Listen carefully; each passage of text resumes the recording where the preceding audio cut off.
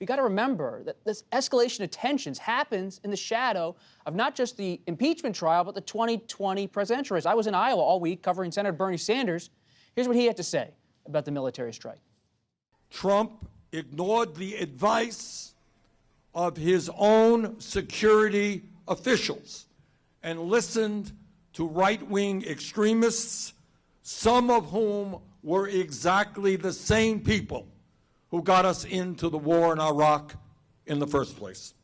So now we have, Susan, a Democratic presidential race, perhaps with new fault lines. The anti-war Democrats versus those who supported intervention in the early 2000s, like former Vice President Joe Biden. Yeah, you know, Bernie Sanders did not mention Biden's name when he said the people who led us into war in Iraq, but you know he implicitly was thinking about Biden when he said that. You know, Bernie Sanders has been, I think, underestimated by all of us for the past year, as he was in 2016. He had an incredible fundraising quarter. $35 million he raised. He has a base of support that's going to be with him from start to finish. He knows exactly what he thinks. You know, there's been no variation in the past decade in what Bernie Sanders including thinks on about Iraq. Including on Iraq. He is. I think reporters tend to think he won't in the end be the nominee. He's just too far left.